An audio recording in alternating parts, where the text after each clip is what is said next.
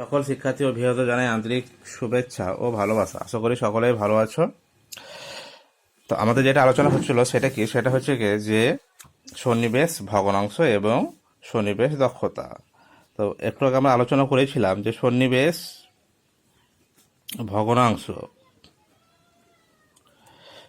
ভগ্নাংশ যেটাকে বলা হচ্ছে কি প্যাকিং ফ্র্যাকশন।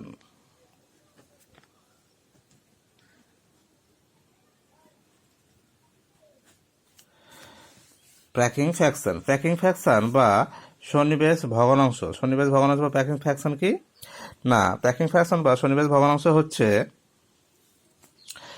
যে কোনো একক কোষে মোট আয়তনের যে ভগ্নাংশ কণাগুলি দ্বারা দখল করে থাকে বা স্থান অধিকার করে থাকে তাদেরকে বলা হচ্ছে কি সন্নিবেশ ভগ্নাংশ। এবার আমরা জানবো যে সন্নিবেশ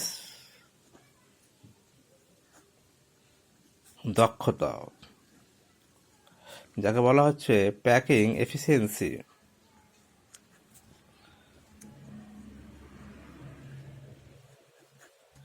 না, প্যাকিং এফিসিয়েন্সি কি?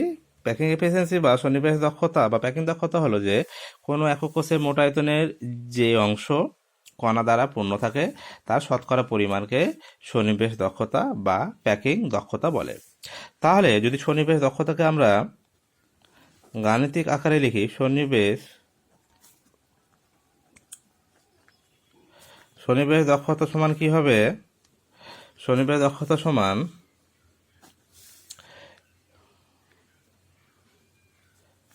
একক কোষে কণা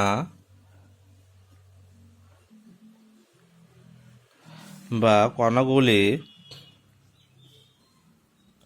দ্বারা অধিকৃত আয়তন ডিভাইডেড বাই একক কোষে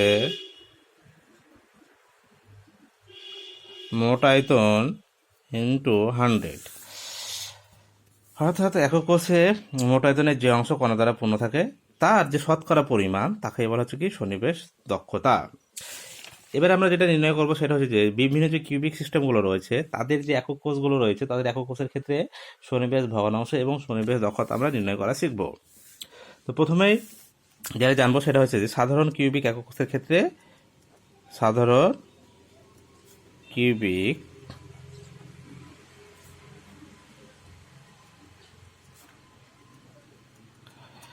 কিউবিক একক কোষের ক্ষেত্রে আমরা সন্নিবেশ ভগ্নাংশ এবং সন্নিবেশ দক্ষতা নির্ণয় করব। তো তোমরা জানো যে সাধারণ কিউবিক একক কোষের ক্ষেত্রে যে উপাদান কণিকাগুলো সেগুলো কোথায় থাকে? কেবলমাত্র কৌণিক বিন্দুতে অবস্থান করে।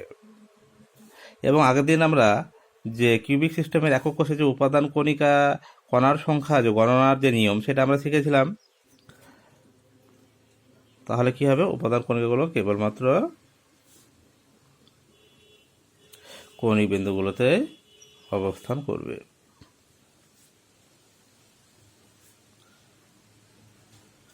আচ্ছা, তো এই হচ্ছে আর কি সাধারণ কিউবিক একক কোষ। এবার প্রথমে আমাদের যেটা জানতে হবে সেটা হচ্ছে যে এই সাধারণ কিউবিক একক কোষের ক্ষেত্রে যে একক কোষে যে মোট কণার সংখ্যা রয়েছে সেটা আগে আমরা দেখে নিই। তো আমরা আগের দিন দেখেছিলাম যে কৌণিক বিন্দুতে যে উপাদান কণিকাগুলো থাকে সেই উপাদান কণিকাগুলো দিয়ে 8টি একক কোষ তৈরি করা হয়। তাহলে একটি উপাদান কণিকা দিয়ে 8টি একক কোষ তৈরি হলে একটি একক কোষ তৈরিতে একটি উপাদান কণিকার অবদান কত? অবদান হচ্ছে কি 1/8 অংশ। যেহেতু একটি উপাদান কণিকা দিয়ে 8টি একক কোষ তৈরি করতে ব্যবহৃত হচ্ছে, অর্থাৎ এখানে যে উপাদান কণিকাটি রয়েছে এই উপাদান কণিকাটি এখান দিয়ে যেমন একটা একক কোষ তৈরি হয়েছে ঠিক এখান দিয়ে এইভাবে অনুরূপভাবে আরও 7টি একক কোষ এই উপাদান কণিকা দিয়েই তৈরি হবে। তাহলে একটি একক কোষ তৈরিতে এর অবদান কত? 1/8 অংশ। এবং যেহেতু 8টি কৌণিক বিন্দুতে 8টি উপাদান কণিকা রয়েছে সেই কারণে মোট যে কণার সংখ্যা সেটা কত হবে? 1/8 ইন্টু 8 সমান 1টি। অর্থাৎ যে মোট কণার সংখ্যা সেটা কটি পেলাম আমরা একক কোষের ক্ষেত্রে? সাধারণ কিউবিক একক কোষের ক্ষেত্রে মোট কণার সংখ্যা পেলাম আমরা 1টি। আচ্ছা, এবার আমরা ধরে নিই এই যে প্রান্ত দৈর্ঘ্য, এই প্রান্ত দৈর্ঘ্য কিউবিক একক কোষের ক্ষেত্রে প্রান্ত দৈর্ঘ্যকে ধরে নিলাম এ। এবং এখানে দেখো যে উপাদান কণিকাগুলো সেগুলোকে সাধারণত গোলাকার আকারে দেখানো হয়। তাহলে গোলাকার আকারের ক্ষেত্রে আমরা কি একটা ব্যাসার্ধ পেয়ে থাকি। তাহলে ধরে নিলাম যে এই উপাদান কণিকাগুলোর ব্যাসার্ধ হচ্ছে আর। তাহলে ধরি যে কোষের যে প্রান্ত দৈর্ঘ্য সমান হচ্ছে এ। আচ্ছা, তারপরে যে ব্যাসার্ধ, কণার ব্যাসার্ধ সমান কত হয় আর। তাহলে প্রান্ত দৈর্ঘ্য এ এবং কণার ব্যাসার্ধ হচ্ছে আর। এবং এখানে যেটা জানতে হবে সেটা হচ্ছে, দেখো যে এই যে উপাদান কণিকাগুলো রয়েছে মনে হচ্ছে যেন অনেকটা দূরে রয়েছে, এদের মধ্যে গ্যাপ রয়েছে। আসলে এরা যখন ত্রিমাত্রিক গঠনের মধ্যে থাকে তখন সাধারণ কিউবিক এককের ক্ষেত্রে প্রত্যেকটা উপাদান কণিকাগুলো পরস্পরের সঙ্গে কি পুরো স্পর্শ করে রয়েছে, পুরো টাচে রয়েছে। অর্থাৎ এখানে যে গ্যাপটা দেখতে পাচ্ছ সেই গ্যাপ কিন্তু আদৌ এখানে থাকে না। তাহলে এই উপাদান কণিকা এবং উপাদান কণিকা কি পরস্পরের কি রয়েছে, পুরো স্পর্শ করে রয়েছে। তাহলে যদি এরকম স্পর্শ করে থাকে তাহলে আমরা বলতে পারি যে এই যে কোষের যে প্রান্ত দৈর্ঘ্য এ, তাহলে কোষের প্রান্ত দৈর্ঘ্য এ সমান কি বলতে পারি না, এ সমান হবে, দেখো যেহেতু এই দুটো উপাদান কণিকা পরস্পরের স্পর্শে রয়েছে, একেবারে স্পর্শ করে রয়েছে, তাহলে এখানে যে ব্যাসার্ধ পাবো সেটা হচ্ছে কি, দেখো এখান থেকে একটা আর ব্যাসার্ধ পাবো, আর এই উপাদান কণিকার জন্য কি পাবো, একটা আর ব্যাসার্ধ পাবো। তাহলে এ সমান কটা আর পেলাম আমরা, এই উপাদান কণিকার জন্য একটা আর, এর এই উপাদান কণিকার জন্য একটা আর, অর্থাৎ এ সমান আমরা বলতে পারি 2r। কারণ কি বললাম, যেহেতু যে উপাদান কণিকাগুলো রয়েছে কণিক বিন্দুতে অবস্থান করে তারা প্রত্যেকটাই পরস্পরের স্পর্শে অর্থাৎ টাচ করে রয়েছে, ওদের মধ্যে যে এই যে গ্যাপ দেখানো হচ্ছে সেটা কিন্তু আদৌ থাকে না। এটা বোঝানোর সুবিধার্থে বা দেখানোর সুবিধার্থে কি করা হয়, এইভাবে গঠনটাকে দেখানো হয়। তাহলে আমরা কি পেলাম যে এ সমান হচ্ছে কি 2r। তাহলে এ সমান 2r, এবং আমরা যে একক কোষের যে মোট কণার সংখ্যা সেটা কটা পেলাম, একটি পেলাম। এবং যেহেতু এগুলো গোলক কণা তাহলে ওই একটি কণার মোট আয়তন কত হবে, আমরা ব্যাসার্ধ ধরে নিয়েছি আর। তাহলে তোমরা জানো যে কণার যে আয়তন, একটি কণার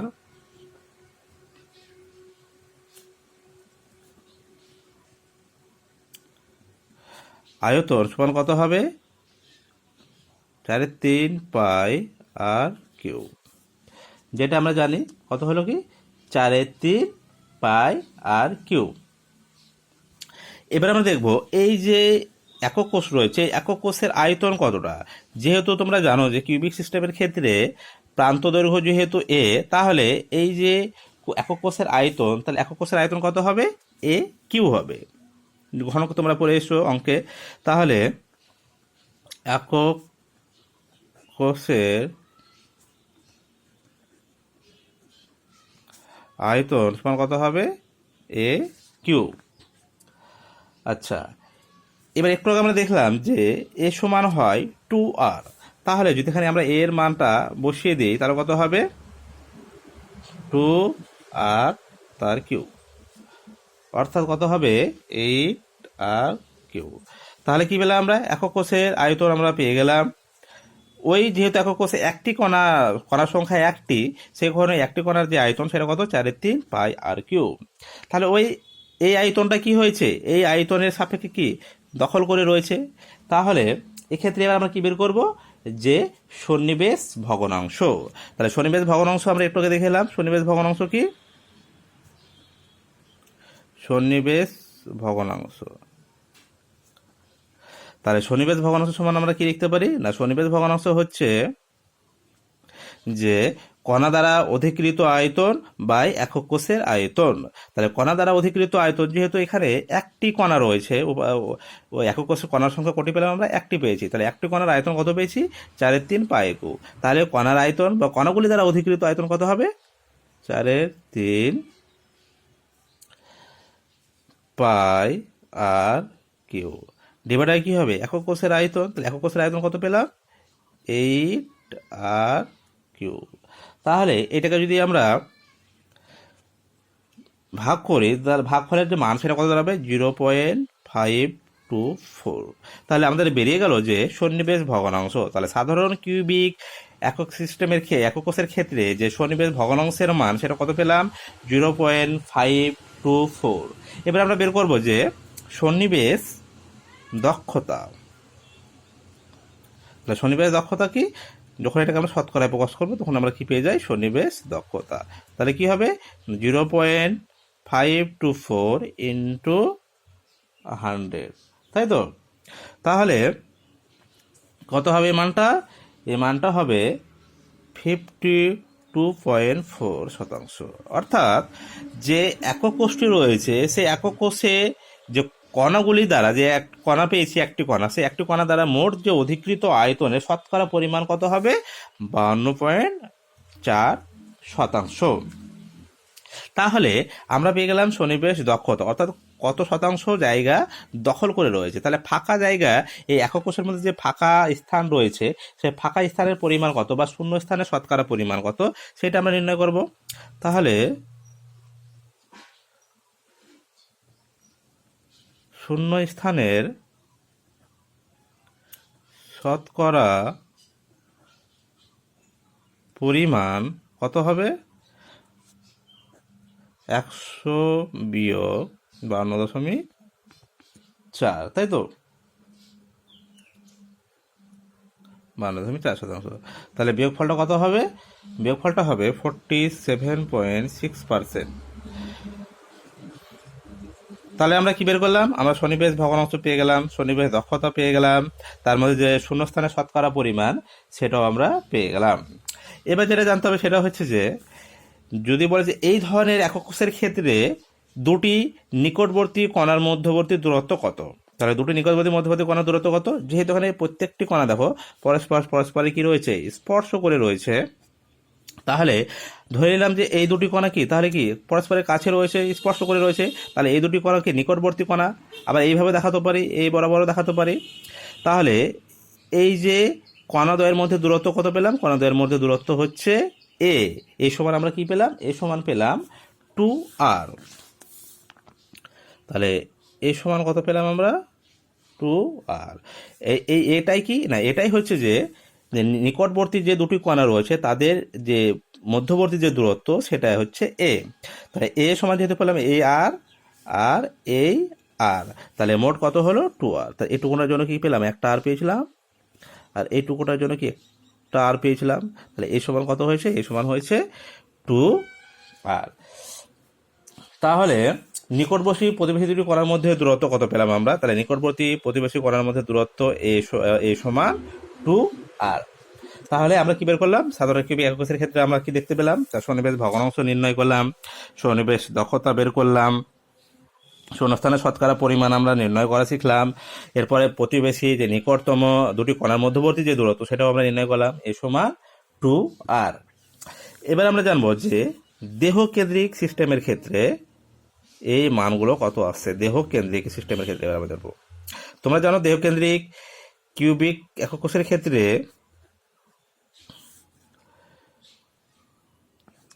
উপাদান কণিকাগুলো যেমন কণিক বিন্দুতে অবস্থান করে, একইভাবে কোথায় অবস্থান করে না, একইভাবে যে দেহের যে কেন্দ্র রয়েছে বডি সেন্টার, সেখানেও কি একটি উপাদান কণিকা অবস্থান করে, এবং যার একটি কোষ তড়িতে অবদান কত রাখে, পুরো 100%, তাই তো?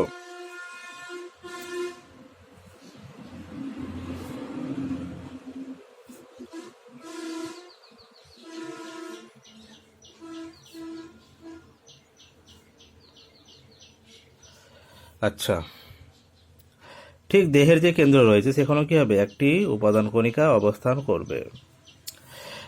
তাহলে দেহকেন্দ্রিক কিউবিক সিস্টেমের ক্ষেত্রে যে একক কোষে মোট কণার সংখ্যা আমরা নির্ণয় করা শিখেছিলাম, সেটা কি, যে 8 কোণে কি রয়েছে, 8টি কণা রয়েছে, এবং এক একটি কণার অবদান কত, 1/8 অংশ গুণিত 8 প্লাস বডি সেন্টারে যে একটি কণা রয়েছে সেই একটি কণার যে একক কোষ তৈরিতে অবদান সেটা কত, পুরো 100%। তাহলে একটি কণা দিয়ে একটি একক কোষ তৈরি হবে যেটা দেহের কেন্দ্রে রয়েছে। তাহলে মোট যে কণার সংখ্যা সেটা কত হবে, এইটা প্লাস এই যে দেহের কেন্দ্রে আরেকটি অতিরিক্ত কণা রয়েছে ইন্টু প্লাস 1। তাহলে কত হবে, 1 প্লাস 1 সমান কত, 2। অর্থাৎ দেহকেন্দ্রিক কিউবিক সিস্টেমের ক্ষেত্রে আমরা যদি একক কোষে যে কণার সংখ্যা যদি আমরা গণনা করে দেখি, তাহলে মোট যে কণার সংখ্যা সেটি কত পাবো, সেটি হবে 2টি কণা পাবো।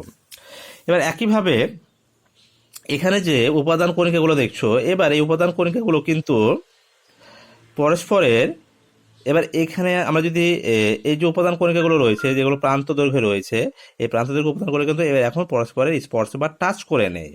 কিন্তু এই যে দেহের যে কেন্দ্রে যে উপাদান কণিকা রয়েছে, এই উপাদান কণিকাকে ঘিরে এই যে 8টি কণা রয়েছে, এই 8টি কণা ওকে চারিদিকে ঘিরে ধরেছে।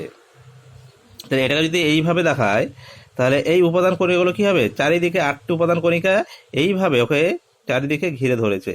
এবং এই যে উপাদান কণিকাগুলো রয়েছে এগুলো কিন্তু পরস্পরের সঙ্গে এবার স্পর্শ বা টাচ করে নেই। দেখো এরকমভাবে কী রয়েছে, এদের মধ্যে গ্যাপ থাকবে, এইভাবে কি 8টি কণাকে চারিদিকে ঘিরে ধরে থাকবে। কিন্তু আমরা যদি এবার কর্ণ বরাবর দেখি, তাহলে এই কর্ণ বরাবর যদি আমরা তাহলে কিউবিক সিস্টেমের ক্ষেত্রে যদি আমরা এইভাবে কর্ণ একটা কল্পনা করি, তাহলে কর্ণের ক্ষেত্রে এই যে কণা দেখতে পাচ্ছ এবং এই যে দেহের কেন্দ্রে এই যে কণা, তাই তো, আবার এই যে উপাদান কণিবিন্দুতে এই যে কণা, এই কণাগুলো কি পরস্পর যে যে কর্ণ বরাবর সেগুলো কিন্তু কি পরস্পরের কি স্পর্শ করে রয়েছে। অর্থাৎ যদি আমরা এই কর্ণ বরাবর এটাকে কল্পনা করি, তাহলে উপাদান কণিকাগুলো এইভাবে প্রত্যেকটা কি রয়েছে না পরস্পরের সঙ্গে কী রয়েছে, স্পর্শ করে বা টাচে রয়েছে। তাহলে এবার আমরা এই সাধারণ দেহকেন্দ্রিক কিউবিক সিস্টেমের ক্ষেত্রে আমরা কী বের করব, যে সন্নিবেশ ভগ্নাংশ মান কত। তো প্রথমে আমরা যে প্রান্ত দৈর্ঘ্য কিউবিক এককের ক্ষেত্রে সেটা কত ধরে নিলাম এটা এ, এবং যে গোলক করার যে ব্যাসার্ধ, সে গোলক করার ব্যাসার্ধ প্রত্যেকটার কত ধরে নিলাম আর। তাহলে প্রান্ত দৈর্ঘ্য এ, ব্যাসার্ধ কত ধরে নিলাম আর। এবার আমরা কি দেখতে পেলাম যে একক কোষে দেহকেন্দ্রিক একক কোষের ক্ষেত্রে মোট যে কণার সংখ্যা সেটা কত, 2টি, তাই তো। তাহলে 2টির জন্য তাহলে যেহেতু কণা এখানে কণার সংখ্যা কতটি রয়েছে, 2টি রয়েছে। তো 2টি কণা থাকার জন্য তাহলে 2টি কণার মোট যে আয়তন সেটা কত হবে, 2টি কণার মোট আয়তন হবে 2 × 4⁻³ পাই আর কিউ। নিশ্চয়ই এটা হবে, তাহলে কত হলো 8/3 পাই আর কিউ। আচ্ছা, এবার এখানে দেখো আমরা যদি কিউবিকের ক্ষেত্রে যদি কর্ণের দৈর্ঘ্য বের করি, তো কর্ণের দৈর্ঘ্য তোমরা জানো যে কিউবিকের ক্ষেত্রে কর্ণের দৈর্ঘ্য বের করে কি করে, যে কর্ণের দৈর্ঘ্য হবে সমান, কর্ণের দৈর্ঘ্য সমান কত, কর্ণের দৈর্ঘ্য সমান √3a। তাহলে যদি সাধারণ প্রান্ত দৈর্ঘ্য যদি এ হয়ে থাকে, তাহলে কর্ণের যে দৈর্ঘ্য, সেই কর্ণের দৈর্ঘ্য কত হবে কিউবিক সিস্টেমের ক্ষেত্রে, √3a। কত পেলাম, √3a। এবার দেখো যে এই যে কর্ণ বরাবর যে উপাদান কণিকাগুলো রয়েছে সেটা কি 3টি উপাদান কণিকা রয়েছে। তাহলে এই উপাদান কণিকার ক্ষেত্রে ধর এখান থেকে কর্ণটা শুরু হয়েছে, তাহলে এইটুকুর ব্যাসার্ধ সেটা কত পেলাম, 1টা আর পেলাম। তাহলে এই উপাদান কণিকার জন্য ব্যাসার্ধ কত পাচ্ছি, 1টা আর পাচ্ছি। আবার এই যে উপাদান কণিকা মিডিলে রয়েছে তার জন্য কি এখানে 1টা আর এখানে 1টা আর, তাহলে মোট আর কটা হলো, এখানে 2 আর পেলাম। এই উপাদান কণিকার ক্ষেত্রে যেহেতু এখানে 1টাই কি আছে আর পাচ্ছি এই দিকে, তাহলে এখানে কি পেলাম, 1টা আর পেলাম। তাহলে কর্ণের দৈর্ঘ্য বরাবর যদি আমরা ব্যাসার্ধ দিয়ে পরিমাপ করি, তাহলে সেটা কত দাঁড়াচ্ছে, সেটা হচ্ছে √3a সমান হচ্ছে কত, √3a সমান হচ্ছে 4r। তার কারণ কি মিডিলের যে উপাদান কণিকা রয়েছে সেটার কি আর 2r, এই উপাদান কণিকার জন্য 1টি আর এই দিকের উপাদান কণিকার জন্য কি হবে, 1টি আর। তাহলে মোট কত আর হলো না, মোট হলো সমান কত হলো, 4r। তাহলে আমরা বলতে পারি √3a সমান 4r। অতএব তাহলে এ সমান কত হবে, এ সমান হবে 4r/√3। তাহলে এ সমান আমরা কত পেলাম, 4r/√3।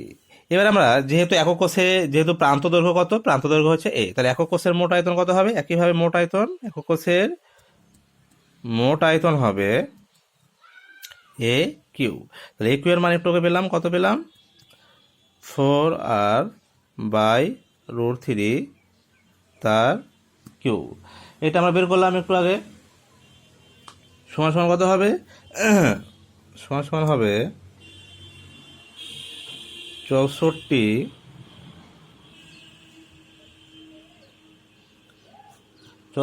r³ divided by 3√3। তাহলে আমরা তাহলে কি হলো, একক কোষের মোট আয়তন এটা পেলাম। আবার যে মোট যে কণার সংখ্যা দুটি কণার জন্য মোট যে আয়তন দখল করে রয়েছে একক কণার সংখ্যা কণা দ্বারা, সেটা কত, 8/3 পাই r³। তাহলে দেহকেন্দ্রিক কিউবিক সিস্টেমের ক্ষেত্রে যে সন্নিবেশ ভগ্নাংশ, সে সন্নিবেশ ভগ্নাংশের মান কত হবে? তাহলে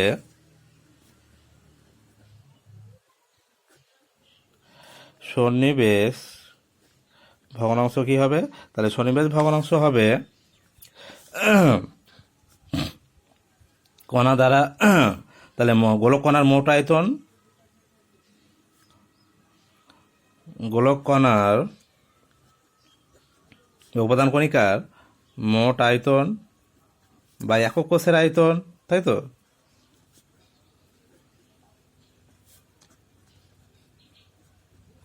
আচ্ছা, তাহলে গোলক কণার মোট আয়তন কত পেলাম? 8/3 পাই r³। আর একক কোষের আয়তন কত পেলাম? 64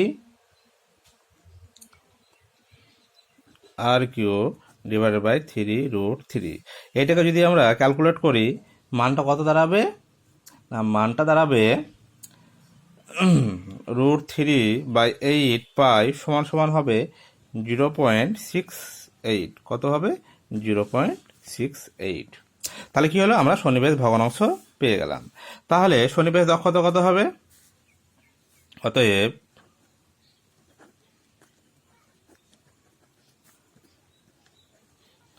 সন্নিবেশ দক্ষতা সমান হবে, এটাকে 100 গুণ করতে হবে, 0.68 ইন্টু 100, তাহলে কত হবে?